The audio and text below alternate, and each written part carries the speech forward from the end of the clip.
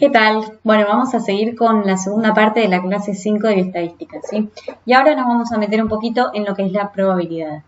Entonces, me imagino que todos están un poco familiarizados con muchas frases que se usan en la vida cotidiana que tienen que ver con probabilidad, ¿sí?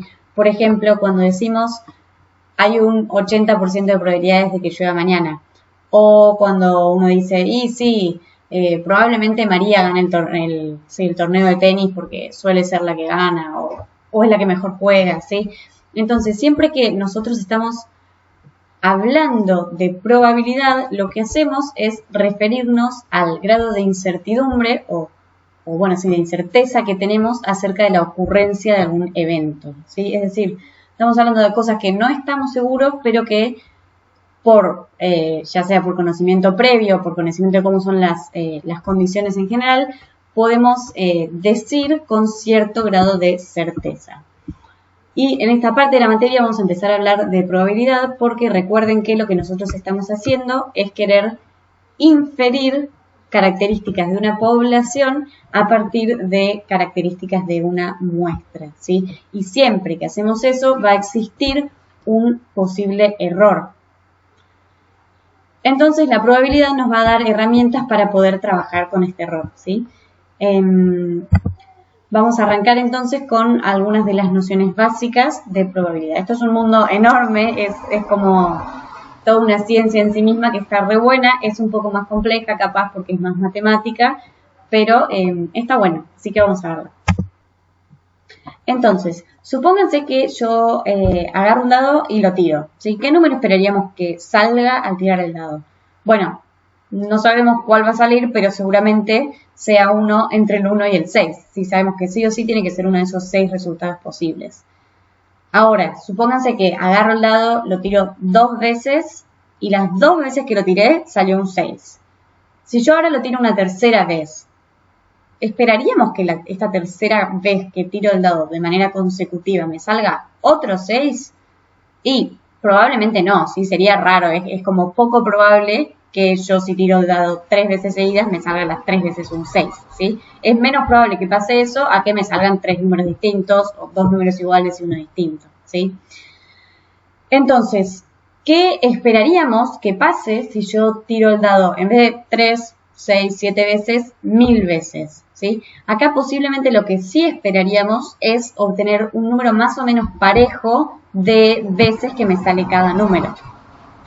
Esto ahora lo vamos a ver un poquito más, ¿sí? Pero esto como para ya ir entrando en las nociones de lo que es la probabilidad, para que vayan pensando. Entonces, una de las definiciones con las que primero tenemos que familiarizarnos justamente es la del experimento aleatorio. Un experimento aleatorio es cuando uno repite un ensayo un número de veces indefinido, ¿sí? Sin cambiar las condiciones. Entonces, cada vez que uno lleve a cabo este experimento, puede saber cuáles son todos los resultados posibles, pero no va a saber cuál de esos resultados va a ser en particular el que se concrete. Por ejemplo, cuando nosotros tiramos un dado, estamos haciendo un experimento aleatorio. Sabemos cuáles son todos los resultados posibles, sabemos que puede ser 1, 2, 3, 4, 5 o 6, pero no podemos decir de manera previa cuál es el número que va a salir. Cuando el experimento se repite un gran número de veces, aparece un modelo definido de regularidad. Esto era lo que les decía antes con el dado, ¿sí? ¿Qué pasa? Si uno tira un dado pocas veces, es más difícil predecir qué es lo que va a ocurrir, pero si uno tira el dado muchas veces, se empieza a observar una tendencia. Esta tendencia es que salga de manera equitativa, cada una de las caras del dado. Lo mismo cuando uno tira una moneda. Si vos tirás una moneda una vez, puede salir cara, puede salir seca. Si la tirás 2 veces, puede salir una, la otra, puede salir 2 veces cara, 2 veces seca, ¿sí? Si la tiramos 3 veces y sale 2 veces cara y una vez seca, podríamos decir, bueno, en general suele salir más cara. Pero lo que vamos a ver es que si tiramos la moneda 50 veces, esperamos que salga más o menos 25 veces cara, 25 veces seca. Es decir, que se vayan regularizando los resultados que observamos.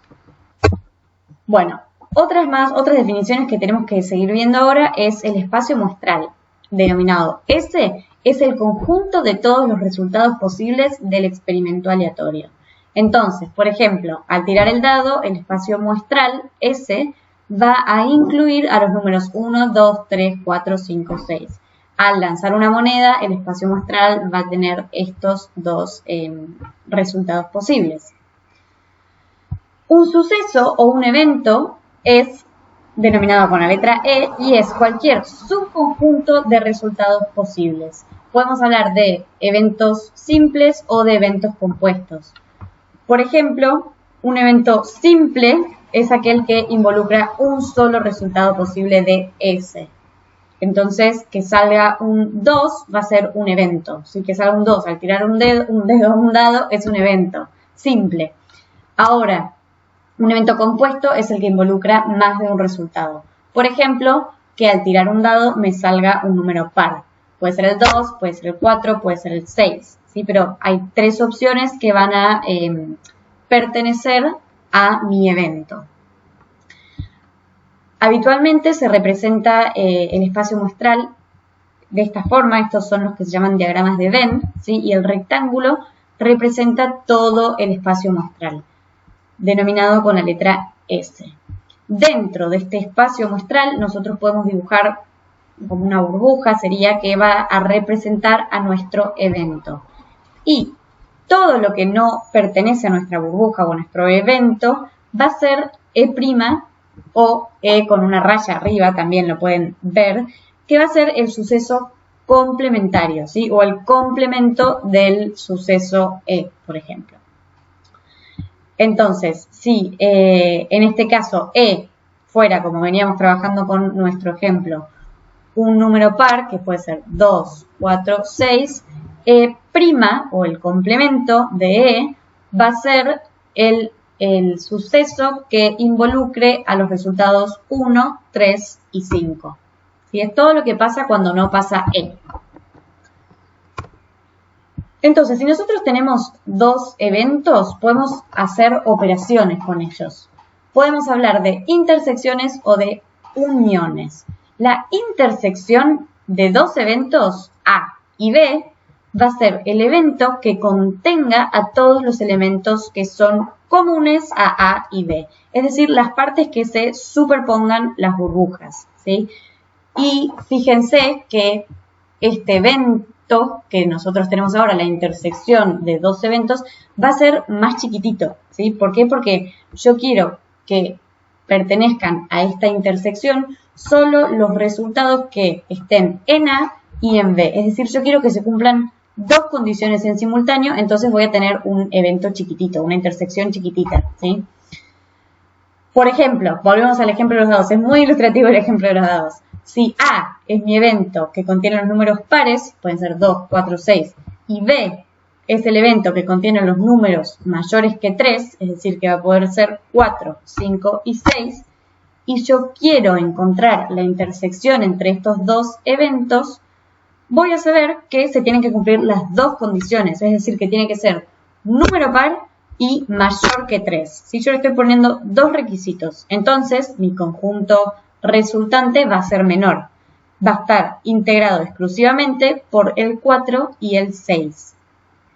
Fíjense, lo que nos quedó es un espacio más chiquitito, una probabilidad más chica. Es más difícil porque le estoy pidiendo más cosas que ocurran en simultáneo. En cambio, la unión de dos eventos A y B va a ser el evento que contenga a todos los elementos que pertenecen a uno y a todos los elementos que pertenezcan al otro. Entonces, fíjense, la unión va a tener que ver con la palabra O. Puede ser A o B. Y si puede ser A o B, entonces voy a tener más opciones. Va a ser algo más grande, ¿sí? Si A, de vuelta, era número par, B era número mayor que 3, ahora mi unión de los eventos A y B va a contener a los números 2, 4, 5 y 6. Es decir, no solo a los pares, sino también a los números que son mayores que 3. Después vamos a hablar de dos eventos incompatibles cuando los dos eventos justamente no tienen elementos en común. Es decir, si lo viéramos en el diagrama de Venn, las burbujas no se solapan, no se superponen, ¿sí? No se tocan. Entonces, acá, si A es número par y B es número impar, la intersección entre estos dos eventos no existe, es nula. No hay ningún número, ningún elemento del evento A que pertenezca también al evento B. Entonces, para calcular la probabilidad, lo que hacemos habitualmente es expresarla como una fracción, una relación entre los casos favorables y los casos posibles. Los casos favorables vamos a llamar nosotros al éxito, aquel suceso del cual nos interese calcular la probabilidad. Si, por ejemplo, si a mí me interesa calcular cuál es la probabilidad de obtener un 2 al lanzar un dado, mi caso favorable va a ser el 2, ¿sí? El número de casos favorables va a ser 1, yo solo tengo una posibilidad de que me salga un 2 en el dado, y mis casos posibles van a ser 6, ¿sí? Entonces es el número de éxitos sobre todo el espacio muestral o todos los resultados posibles.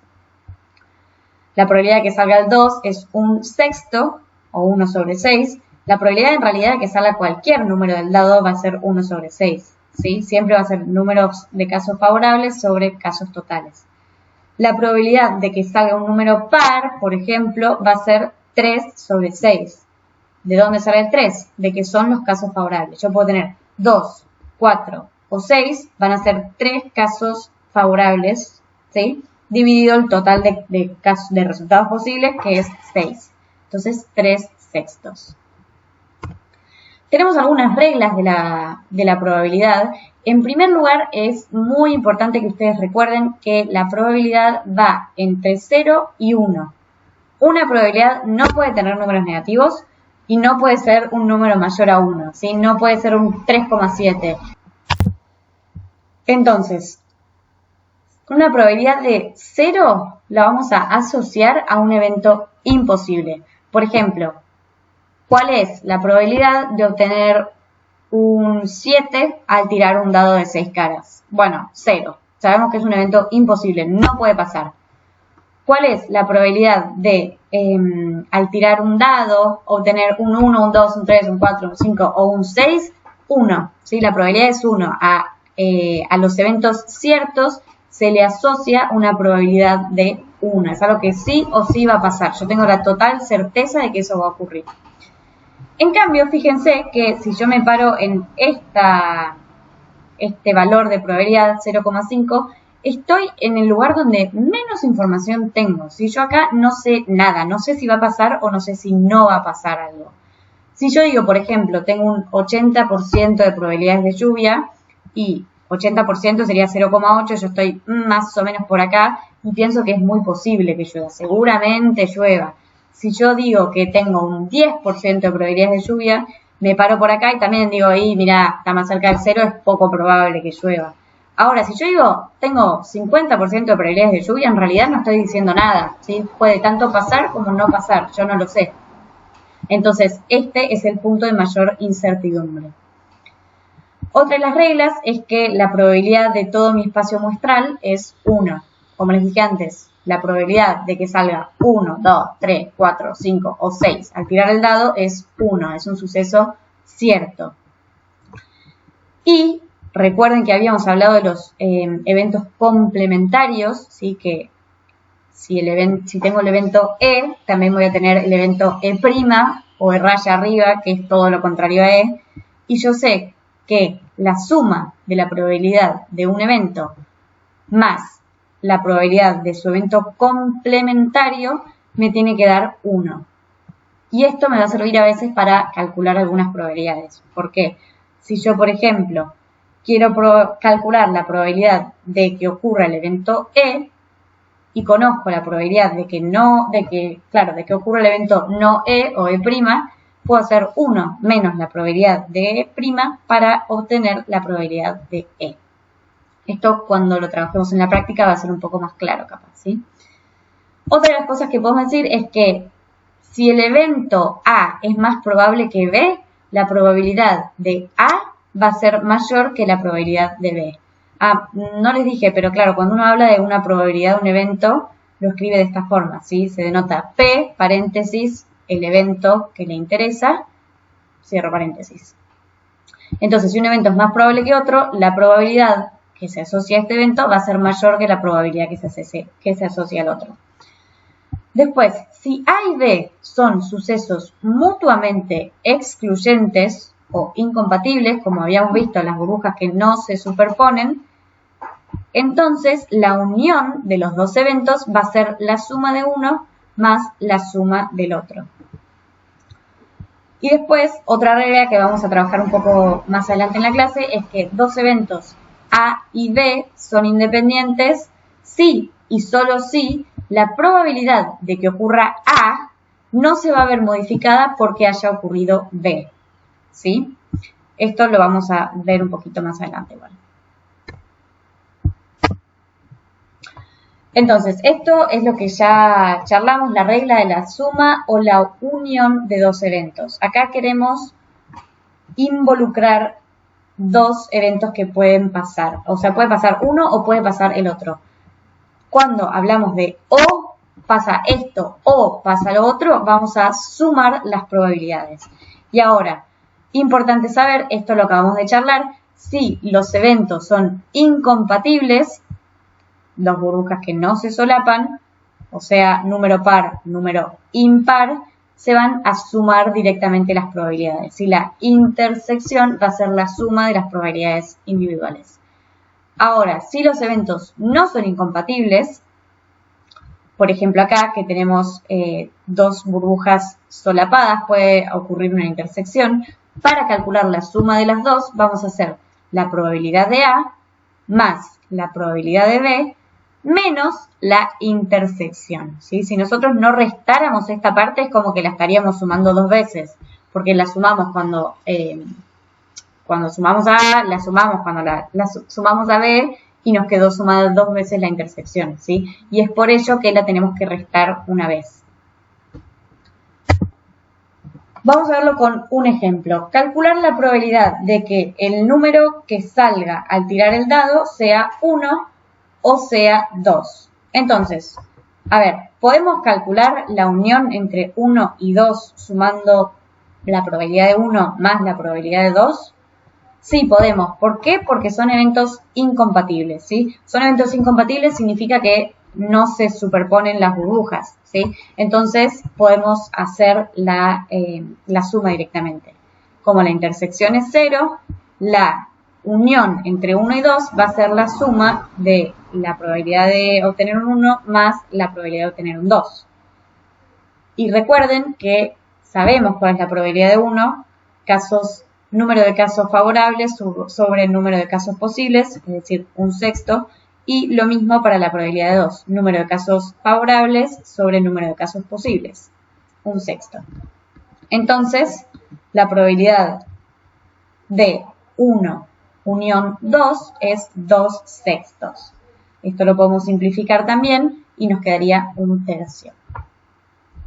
Si hay dudas con las fracciones o algo así, consúltennos y lo vemos en las clases sincrónicas, ¿sí? No hay ningún problema. Vamos con otro ejemplo. En una bolsa hay 5 bolitas rojas, 3 bolitas verdes, 2 bolitas amarillas. Si saco una bolita de la bolsa, calcular la probabilidad de que esta bolita sea roja. Vamos a poner acá, sea roja. Entonces, recuerden que el cálculo es casos favorables sobre casos posibles. ¿Y cuántos casos favorables tenemos? A ver, ¿cuál es la probabilidad de que nos salga roja? Y tenemos 5 bolitas rojas de un total de 5 más 3, 8, más 2, 10, de 10 casos posibles. Entonces, la probabilidad de sacar una bolita roja sería 5 sobre 10, que es lo mismo que un medio, si simplifico. ¿Cuál es la probabilidad de sacar una bolita verde? Bueno, vemos cuántos casos favorables tenemos. Tenemos 3 bolitas verdes en la bolsa y la bolsa tiene 10 bolitas en total, entonces va a ser 3 décimos. Ahora, ¿cuál es la probabilidad de sacar roja o verde? Fíjense, la letra O. Puede salir esto o lo otro. Seguramente voy a tener una probabilidad mayor, ¿sí? Porque las dos bolitas, los dos colores de bolitas van a satisfacer lo que yo quiero. Entonces, la probabilidad de rojo unión verde es lo mismo que sumar la probabilidad de rojo más la probabilidad de verde, que ya las habíamos calculado, serían 5 sobre 10 más 3 sobre 10, es decir, 8 décimos, o simplificado, 4 quintos.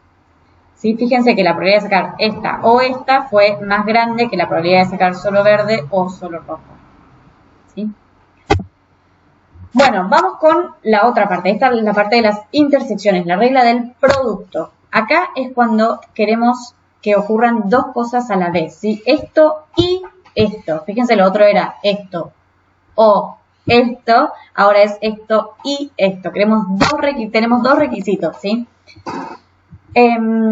Y es para cuando queremos esto, que sucedan varios eventos a la vez. Los eventos deben ser independientes entre sí. Recuerden, independientes es cuando hablábamos que la ocurrencia de uno no va a afectar a la probabilidad de ocurrencia del otro. Si eso pasa, entonces para calcular la intersección entre dos eventos, solo tenemos que multiplicar las probabilidades independientes. Ahora lo vemos con un ejemplo. Ahora, si los eventos son dependientes, es decir, que la probabilidad de que ocurra uno va a cambiar si ocurre el otro, tenemos que hacer otro cálculo, ¿sí? Es decir, tenemos que primero podríamos querer conocer cuál es esta nueva probabilidad, dado que ocurrió otro evento. Ahora lo vemos igual en ejemplos. Entonces, para recapitular, si los eventos son independientes, los multiplicamos. Calcular la probabilidad de que, al tirar el dado, el número sea par y mayor a 2. En este caso, no quiero que sea par o mayor que 2. Quiero que pasen las dos cosas. Sí, quiero que sea par y mayor que 2. Los eventos son independientes entre sí. Entonces, ¿cuál es la probabilidad de que sea mayor que 2? Puede ser que sea un 3, que sea un 4, que sea un 5 o que sea un 6. ¿Sí? La probabilidad de que sea mayor que 2 va a ser la suma de todas estas probabilidades, ¿sí? Que sea 3, que sea 4, que sea 5, que sea 6. Y esta probabilidad nos va a dar 2 tercios. ¿Y cuál es la probabilidad de que sea par? Y puede ser un 2, puede ser que sea un 4, puede ser que sea un 6, ¿sí? Sería sumar estas tres probabilidades. Puede ser o un 2, o un 4, o un 6 y estaría cumpliendo mi condición de que sea par, ¿sí? Entonces también sumo esto, que sería lo mismo que si yo contara los casos favorables sobre los casos posibles, ¿sí? Y obtengo que la probabilidad de que sea par es un medio. Entonces, si quiero que cumpla con las dos condiciones en simultáneo, que sea mayor que 2 y que sea par, lo que voy a hacer es multiplicar estas dos probabilidades, ¿sí? 2 tercios por un medio. Recuerden, multiplico el de arriba por el de arriba, es decir, que me quedaría 2, y el de abajo por el de abajo, que me quedaría 6, y después lo simplifico, 2 sextos dividido 2, y me queda un tercio. ¿Sí? Recuerden siempre para las multiplicaciones de fracciones, el de arriba con el de arriba, el de abajo con el de abajo. Bueno, vamos con el ejemplo de las bolitas de vuelta. Súper ilustrativo. Si estamos hablando de eventos independientes. Entonces, en una bolsa hay 5 bolitas rojas, 3 bolitas verdes, 2 bolitas amarillas. Si saco una bolita de la bolsa, registro de qué color es, la devuelvo a la bolsa y saco otra bolita, calcular la probabilidad de que la primera bolita sea roja y la segunda amarilla. Entonces, quiero una intersección entre que la primera sea roja y la segunda sea amarilla. ¿Cuál es la probabilidad de que sea roja? Y casos favorables son 5 sobre 10. ¿Y cuál es la probabilidad de que sea amarilla? 2, casos favorables, sobre 10. También el mismo número total de bolitas. Entonces, de vuelta hago la multiplicación. 5 por 2, 10. 10 por 10, 100. 10 sobre 100, que es lo mismo que un décimo. Ahora, ¿cuál es la probabilidad de que la primera bolita sea roja y la segunda sea verde? Bueno, vamos a hacer lo mismo. voy a multiplicar la probabilidad de que sea roja por la probabilidad de que sea verde la segunda, es decir, que sería 5 sobre 10 por 3, que hay 3 bolitas verdes en mi bolsa, sobre 10, es decir, 15 sobre 100. Si simplifico, me queda 3 sobre 20.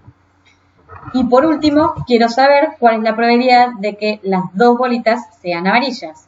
Entonces, la intersección entre amarilla la primera y amarilla la segunda. Ay, perdón, esto debería ser una multiplicación. Bueno, lo voy a subir bien, espero, pero esto es... Recuerden que es una multiplicación, ¿sí? Porque estoy hablando de una intersección. Entonces, probabilidad de amarilla por probabilidad de amarilla sería 2 sobre 10. ¿De dónde sale este 2 sobre 10? De que tengo dos bolitas amarillas en mi bolsa que tienen en total 10 bolitas. Por 2 sobre 10 es igual a 4 sobre 100 o 1 sobre 25. Bueno, acá estábamos hablando de eventos independientes. Y la clave de que en este ejemplo pudiéramos hablar de eventos independientes es que yo saco la bolita, miro el color y la vuelvo a meter en la bolsa, ¿sí? Entonces, no me importa qué bolita yo saqué la primera vez que saqué una bolita, porque si yo la vuelvo a meter en la bolsa, todas las probabilidades de la bolsa, de las bolitas de la bolsa, siguen siendo las mismas. Ahora, si yo hubiera sacado una de esas bolitas y en vez de volver a meterla, la sacaba y la dejaba fuera de la bolsa, entonces las probabilidades de todas las bolitas que me quedaron en la bolsa van a cambiar para la segunda vez que yo meto mi mano y busco una bolita, ¿sí? ¿Por qué? Para empezar, porque ya voy a tener una bolita menos. Entonces ahora, en vez de hacer dividido 10, voy a hacer dividido 9. Vamos con el ejemplo, bueno, ¿sí? Bueno, lo que yo les dije, tengo la misma cantidad inicial de bolitas, pero después saco una, no la devuelvo a la bolsa y saco otra, ¿sí? Entonces, fíjense que ahora, si yo quiero calcular la probabilidad de que la primera sea roja y la segunda sea amarilla, voy a hacer la intersección entre estos dos eventos. Pero, ¿qué pasa? Voy a hacer la probabilidad de que sea roja en la primera, que va a ser 5 sobre 10, y esta va a ser otra probabilidad, ¿sí? La probabilidad de que sea amarilla en la segunda vez que yo saco la bolita va a ser 2 sobre 9, ¿sí? Porque ahora yo tengo una bolita menos en la bolsa. Entonces, mi probabilidad, fíjense, va a ser distinta, va a ser 1 sobre 9. Lo mismo si yo digo esto, la probabilidad de que la primera bolita sea roja y la segunda verde. Bueno, si yo saqué, voy a hacer la intersección, o sea que va a ser la multiplicación de las probabilidades individuales. La probabilidad de que sea roja sigue siendo la misma porque es la primera bolita que saco, 5 sobre 10. La probabilidad de que sea verde va a ser 3 sobre 9. Si hago esta multiplicación me queda 15 sobre 90, que es lo mismo que un sexto. Y fíjese esta, la probabilidad de que las dos bolitas sean amarillas. Acá de vuelta esto es un por. Entonces tengo que multiplicar estas dos probabilidades. La primera probabilidad va a ser 2 sobre 10. Yo tengo dos bolitas amarillas sobre mi bolsa que tiene 10 bolitas. 2 sobre 10. Ahora, cuando quiera sacar la segunda bolita, fíjense que mi probabilidad es muy distinta porque ya no tengo dos bolitas amarillas en la bolsa, porque ya saqué una, es decir que mi número de casos favorables ahora va a ser 1 y mi número de casos totales va a ser 9. Me quedan 9 bolitas en la bolsa. Entonces, si hago esta multiplicación, 2 por 1, 2, 10 por 9, 90, que es lo mismo que 1 sobre 45. Es decir, tengo una probabilidad muy chiquitita de sacar dos bolitas amarillas. Ay, perdón. Bueno, vamos a seguir. Probabilidades condicionadas. Esto es cuando recién estábamos hablando de eventos dependientes. Fíjense la probabilidad de sacar, de que la segunda bolita fuera amarilla. Si yo ya había sacado una bolita amarilla, se modificaba, ¿sí? Esto era una probabilidad condicionada. Y suele escribirse de esta forma, ¿sí? Yo en la diapositiva anterior la escribí así nomás, porque es la probabilidad de una amarilla, pero en realidad tienen que saber que la probabilidad que cambia es una probabilidad condicionada, ¿sí? Entonces, como les dije, es esto, es cuando la probabilidad de ocurrencia del suceso A se modifica si ha ocurrido el suceso B. Entonces lo vamos a escribir así. Se lee la probabilidad de A dado que B, ¿sí? Esta barrita vendría a ser dado que B, ¿sí? Y bueno, acá está la definición más teórica, matemática, ¿sí? Entonces la probabilidad de A dado que B se puede calcular como la intersección entre las dos dividido la probabilidad de B. Esto no se preocupen, lo vamos a ver en los ejercicios. Que, bueno, a continuación igual tenemos un ejemplo. Una de las formas que nos va a ayudar un montón para los cálculos de probabilidades tiene que ver con las tablas de contingencia. Así como ya lo hemos charlado antes, ya hemos usado estas tablas y vemos que lo que se hace habitualmente es poner en las filas una variable y en las columnas otra variable. Entonces, por ejemplo, acá vamos a tener la variable de daltonismo y la variable de género, ¿sí? Entonces tenemos varón, mujer, daltónico, no daltónico. Fíjense que si nosotros miramos acá, vamos a encontrar los totales de esta variable, ¿sí? Es decir, el total de daltónicos es 42, el total de no daltónicos es 958. Si miramos acá, vamos a tener los totales de la otra variable. Si el total de varones es 510, el total de mujeres es 490. Y en esta última celda de la esquinita vamos a tener el total total, ¿sí? El total de individuos que pertenecen a la muestra. Ahora, en las celdas que están en el medio, lo que vamos a tener son aquellas personas que verifiquen los dos niveles de la variable. Es decir, estos 40 individuos son varones daltónicos. ¿Sí? Es la intersección entre estas dos condiciones. Son dos individuos que son mujeres, que son daltónicas, ¿sí? Y lo mismo para estas, 488 son mujeres no daltónicas, 470 son varones no daltónicos. Entonces, si yo quisiera calcular la probabilidad de que el sujeto de mi muestra fuera varón, no me fijo acá, me fijo en los totales, ¿sí? Yo solo estoy hablando de una condición, una de las variables exclusivamente. ¿Cuál es la probabilidad de que sea varón? No miro las intersecciones, solo me interesa este numerito, ¿sí? Es decir, no me interesa separarlo por si es daltónico o no daltónico, solo quiero saber si es varón o no. Entonces, la probabilidad de que sea varón, miro los totales de acá. Estos totales se llaman totales marginales, ¿sí? Están en el margen. Y veo que es 510 dividido mi total de individuos, que son 1000, ¿sí? Si yo quiero saber cuál es la probabilidad de que sea daltónico, de vuelta, miro los casos favorables y cuántos daltónicos hay en total en mi muestra. Hay 42. No me interesa si son varones o mujeres porque ahora yo quiero saber la probabilidad de que sea daltónico, ¿sí?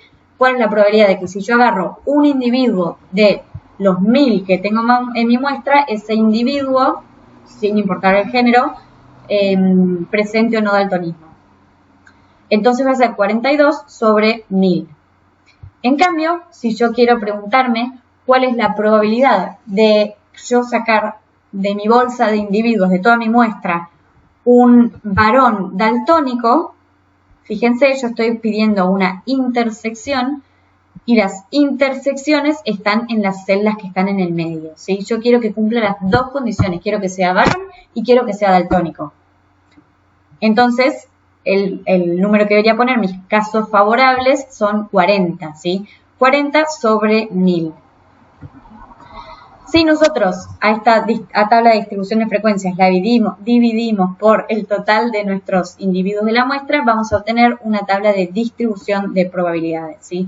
Y lo que yo había acá calculado como casos favorables sobre casos totales, lo puedo ver acá de manera sencilla, ¿sí? Yo sé que la probabilidad de que sea varón es 0,51. La probabilidad de que sea mujer es 0,49. Entonces vamos a seguir un poquito con esto. Puede ser que, esta es la misma tabla que les había mostrado recién, ¿sí? Con la distribución de probabilidades. Puede ser que haya preguntas que sean de esta forma. Si un individuo es daltónico, ¿cuán probable es que sea mujer? Lo primero que tenemos que tratar de hacer es convertir esta pregunta al lenguaje probabilísticos, ¿ya? ¿Qué es lo que nos están pidiendo en términos de probabilidades? Entonces, lo que antes estábamos haciendo era, si yo tengo toda mi muestra, cuán probable es que sea varón, y me fijaba acá. Saco de mi muestra un individuo, cuán probable es que sea varón. Ahora, lo que me están diciendo es, si un individuo es daltónico, ¿cuán probable es que sea mujer? Es decir, que yo no voy a agarrar un individuo de toda mi muestra para calcular esta probabilidad, sino que voy a agarrar a alguien que ya es daltónico. Yo en mi bolsa de bolitas voy a tener solo los daltónicos. Y voy a sacar uno de esos daltónicos y quiero saber cuán probable es que sea mujer. Esto es una probabilidad condicionada, ¿sí? Quiero saber cuál es la probabilidad de que sea mujer, dado que es daltónico. Y esas probabilidades condicionadas yo no las puedo sacar directamente mirando la tabla, como si podíamos sacar antes, por ejemplo, la probabilidad de que sea varón o las intersecciones, sino que las probabilidades condicionadas requieren un cálculo extra. Y acá es donde usamos la formulita que pasé un poco rápido antes, ¿sí? Que para calcular probabilidades condicionadas, lo que hacemos es dividir la intersección entre las dos condiciones dividido la probabilidad condicionadora. Es decir, dado que es daltónico, va a ser la que va a ir abajo, ¿sí? Entonces, si miramos la tabla, yo voy a dividir la intersección entre mujer y daltónica, es esta, ¿sí? Recuerden, las celdas intermedias son las intersecciones. La intersección entre mujer y daltónica es esta, dividido la probabilidad de que sea daltónico. Entonces, divido esto, ¿sí? Divido el total de daltónicos. Fíjense que acá yo solo estoy trabajando con los daltónicos y por eso es importante que divida por la probabilidad de daltónicos, ¿sí? Entonces, cosas que tienen que tener en cuenta. Lo más importante es, bueno, primero esto de poder pasar el lenguaje de la pregunta a qué es lo que me están pidiendo en términos de estadística, de probabilidad, ¿sí? Y después darse cuenta cuál es como el total por el cual tienen que dividir, ¿sí?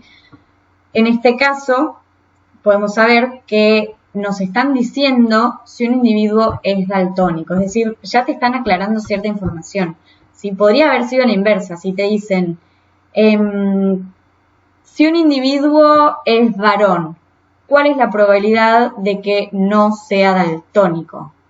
Si un individuo es varón, yo ya sé que es varón, mi bolsa solo va a tener varones, y yo quiero saber de esa bolsa de varones, cuán probable es sacar uno que sea no daltónico, ¿sí? Entonces, si un individuo es varón, ¿cuál es la probabilidad de que sea no daltónico? Voy a mirar la intersección y la voy a dividir por mi total de varones.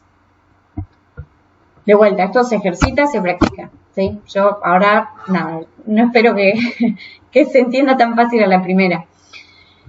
Y después, otra cosa que nos pueden preguntar es, ¿la condición de daltonismo es independiente del género? Entonces, en términos de probabilidad, de vuelta lo que nos estarían preguntando es esto. La probabilidad de que sea varón, dado que es daltónico, ¿es la misma a que la probabilidad de que sea varón? ¿Sí? Podría ser a la inversa también. La probabilidad de que sea daltónico, dado que es varón, ¿es la misma que la probabilidad de que sea daltónico? Entonces, lo que nosotros hacemos para responder esta pregunta es calcular, por un lado, cuál es esta probabilidad condicionada y calcular, por otro lado, cuál es la probabilidad absoluta, o sea, sin condicionar, ¿sí? Entonces, en este caso, para saber la probabilidad de que sea varón, dado que es daltónico, miro la intersección, varón, dado que daltónico, varón y daltónico sería esto, dividido la probabilidad de que sea daltónico, es decir, dividido esta probabilidad de que sea daltónico. Y este cociente nos da 0,95. Ahora yo por otra parte voy a calcular la probabilidad de que sea varón, que en realidad ya la miro directamente en la tabla y veo que es 0,51. Veo que no son la misma, ¿sí? Veo que son distintas, entonces puedo decir que el daltonismo no es independiente del género, ¿sí? Sino que se asocia al género. Muy bien, entonces, para hacer como un breve cierre de lo que son las tablas de contingencia, recuerden que vamos a tener una variable en las columnas, otra variable en las filas. Esto es A, esto es no A, ¿sí? Recuerden que en las celdas intermedias tenemos las intersecciones. Bueno, la N es el sustituto del simbolito este que va para abajo, que tiene que ver con intersección. Y vemos que acá tenemos los totales de solo una de las variables y acá los de la otra variable. Las probabilidades condicionadas no las vemos directamente en la tabla, las tenemos que calcular.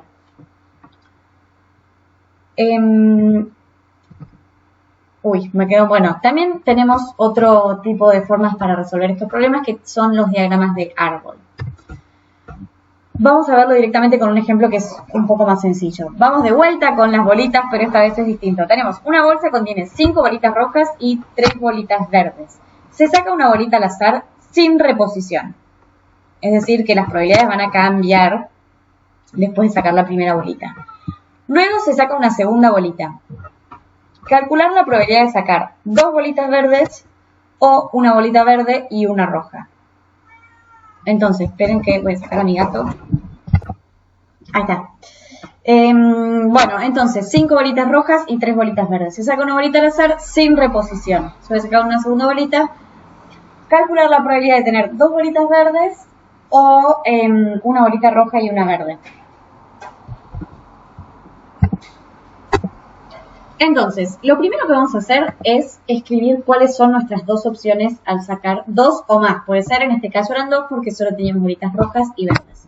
Entonces, una de las cosas que puede pasar cuando saquemos la bolita es que obtengamos una bolita roja. Pero también podemos obtener una bolita verde, ¿sí? Estos son los dos posibles resultados cuando nosotros sacamos la primera bolita. Y sabemos que la probabilidad de sacar una bolita roja era 5 octavos porque teníamos 5 bolitas rojas de un total de 8 bolitas. Y la probabilidad de sacar una bolita verde era 3 sobre 8. ¿Sí?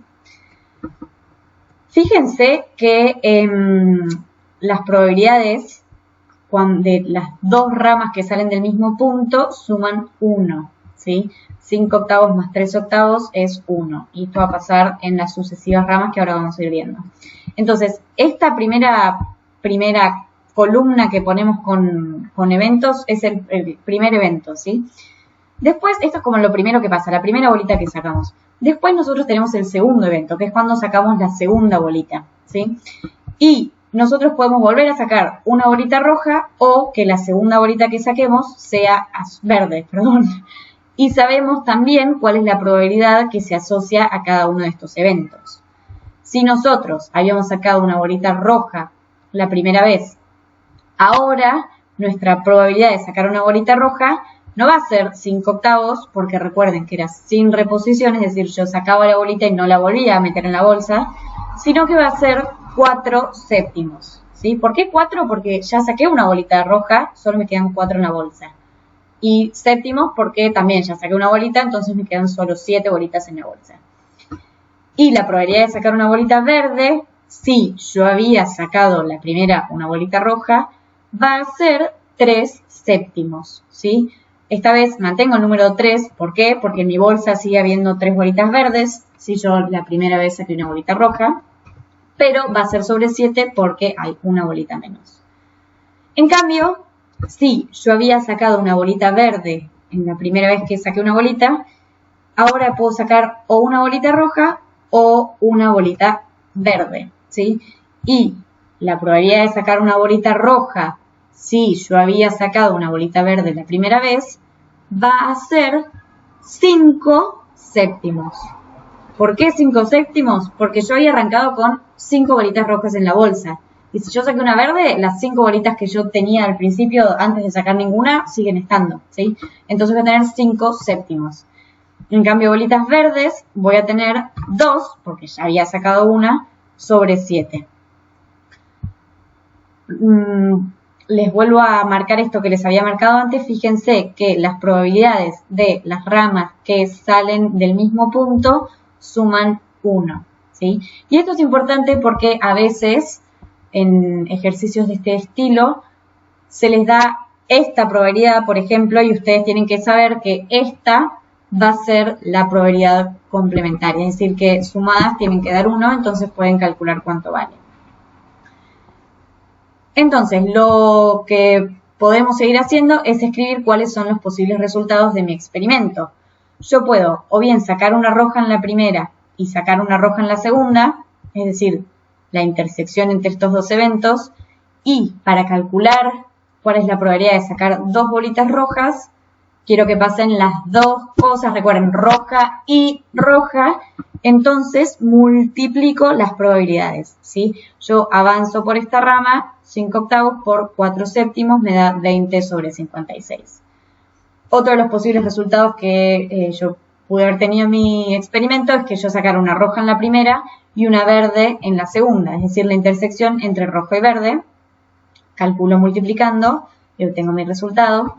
Pude haber sacado una verde la primera vez y una roja la segunda. Lo mismo, verde, intersección roja, calculo la multiplicación.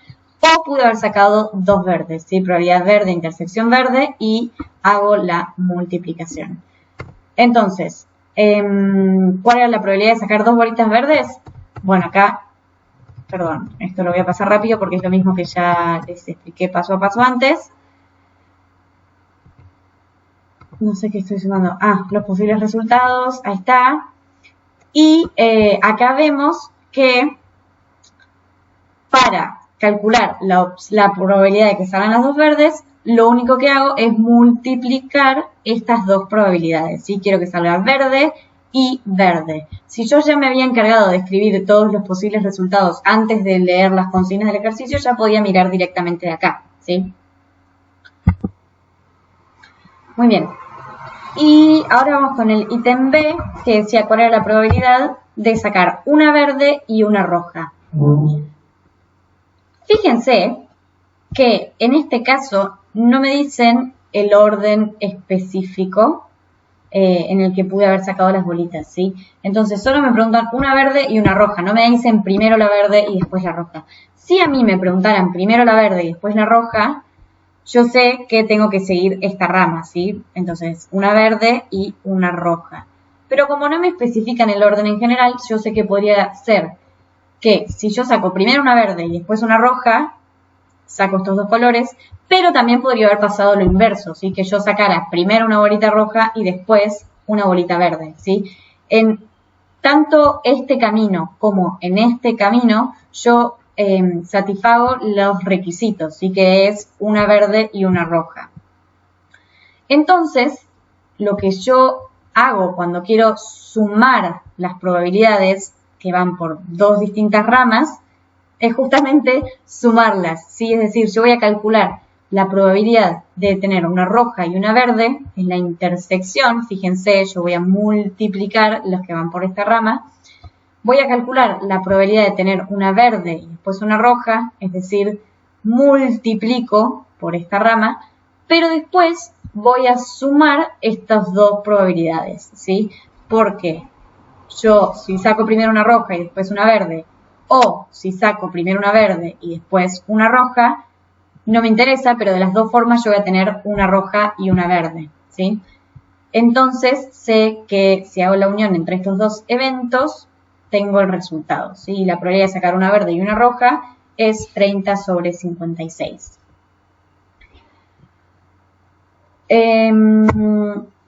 Esto, así como hicimos un cierre de lo que es la tablita, es el cierre equivalente para el árbol, ¿sí? Fíjense que esta es la probabilidad de A, que se asocia al evento A. Esta es la probabilidad asociada al evento complementario de A, ¿sí? O A', A raya.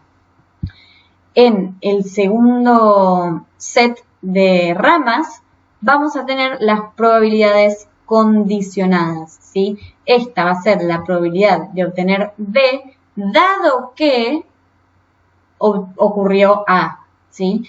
Esta va a ser la probabilidad de no obtener B, dado que ocurrió A. Y bueno, y así sucesivamente.